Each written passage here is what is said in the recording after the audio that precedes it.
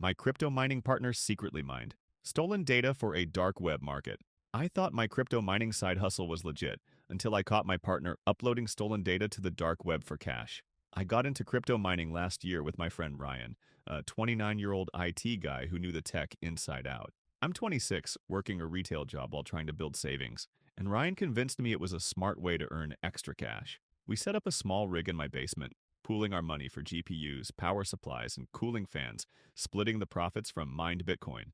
Ryan handled the technical side, configuring the software, monitoring the blockchain, and troubleshooting hardware, while I managed the electricity bills, ordered replacement parts, and kept the equipment dust-free.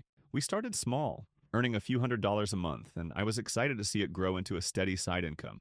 Things went smoothly until I noticed strange activity on the network that raised red flags. It began with a spike in my internet usage 2 weeks ago. My provider sent a notice about exceeding my data cap, which didn't make sense since our mining setup alone shouldn't have pushed it that high. I checked the router logs and saw connections to unfamiliar IP addresses late at night. Ones Ryan said were mining pools for efficiency. I wrote down the IPs, saved the logs, and compared them to our usual traffic patterns, noticing they peaked between 1 a.m. and 3 a.m. Then I found a hidden folder on the mining computer labeled Backup, filled with files that weren't mining data, names, email addresses, credit card numbers, and even passwords. I took screenshots of the folder contents, noticing the data didn't match any legit crypto records and included personal details from people I didn't know. Ryan had full access to the rig, and I started wondering if he was involved in something shady.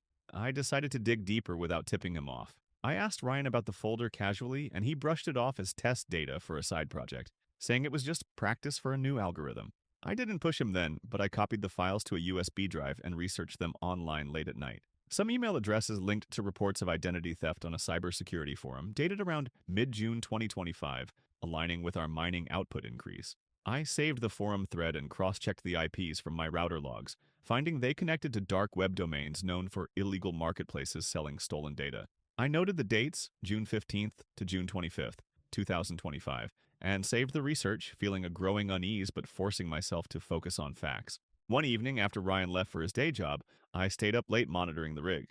I saw the software uploading data to one of those dark web IPs at 11:54 p.m. CEST on Saturday, June 28th, 2025, just hours before I noticed. I recorded the screen capturing the transfer, the IP address, and the timestamp. I also checked the blockchain wallet we used and found a hidden address receiving payments I hadn't seen before, totaling $1,200 in the past month. I saved the wallet screenshot and traced the address to a dark pool exchange, where it exchanged crypto for cash in small batches.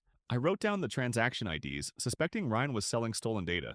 I didn't confront him yet. I needed to confirm he was behind it, and not just a victim of a hack. I set up a plan to catch him in the act. I installed a monitoring app on the rig to log every command Ryan ran, hiding it in the system settings under a fake update label. I also contacted a college friend who worked in cybersecurity, asking for help analyzing the data files discreetly. He agreed to review them and sent a confirmation email, which I saved. The next mining session was scheduled for Monday, June 30th, 2025, and I intended to watch Ryan's actions live, hoping to record more evidence of his secret data mining for the dark web market.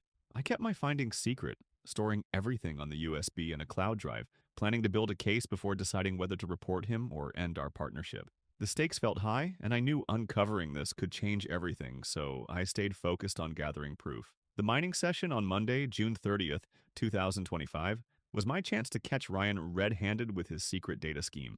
I'd already saved screenshots of a hidden folder with stolen data, router logs showing dark web IP connections, a screen recording of data uploads, and a blockchain wallet with $1,200 in unexplained payments. My cybersecurity friend was analyzing the files, and I'd set up a monitoring app to track Ryan's commands. I felt the pressure building, knowing this could expose him, but I kept my focus on gathering proof. The rig hummed in my basement, and I planned to watch every move he made. I arrived early pretending to check the cooling fans and hid a spare laptop nearby to record the session.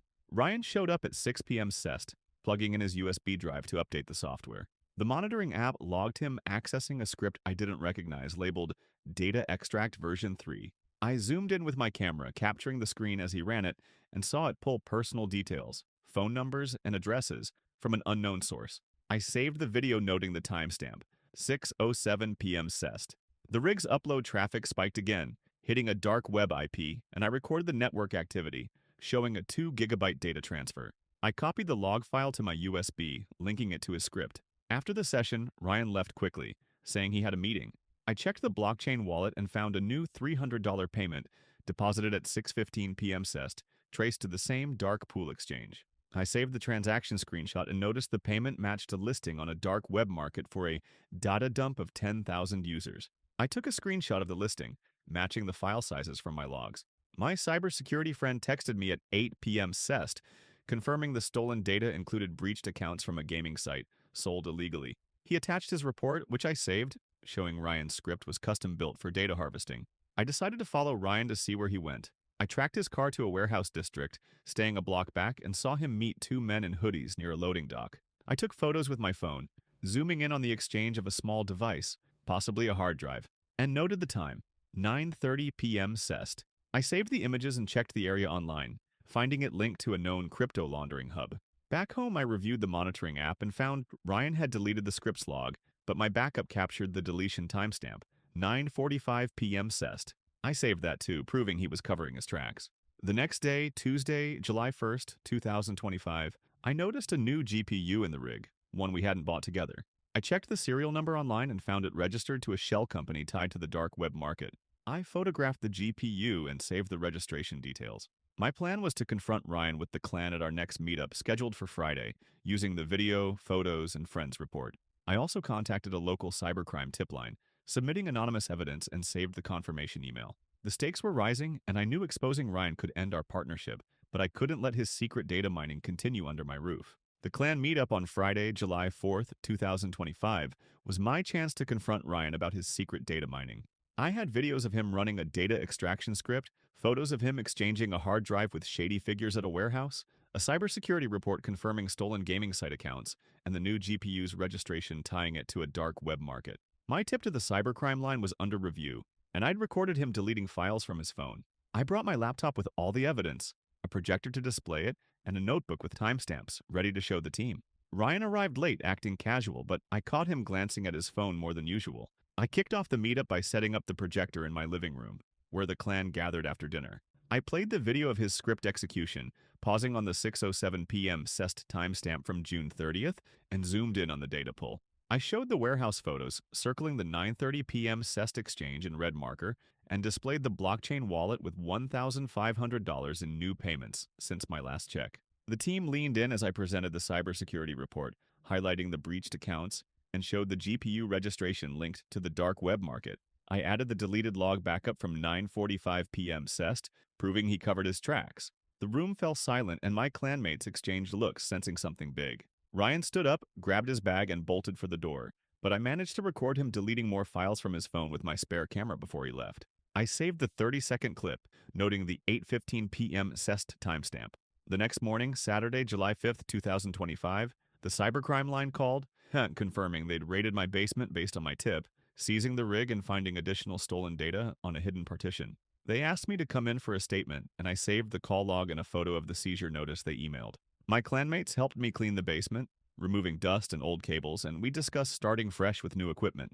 On Sunday, July 6th, 2025, I checked the dark web market and found the data listings removed, likely due to the raid. I saved a screenshot of the empty page and noticed a forum post warning about a bust in our region, which I also captured. I visited a local tech shop to buy replacement parts, a new motherboard and fans, spending $300 from our old profits. My cybersecurity friend stopped by that afternoon, bringing a hard drive with clean mining software and offered to mentor me in secure setups.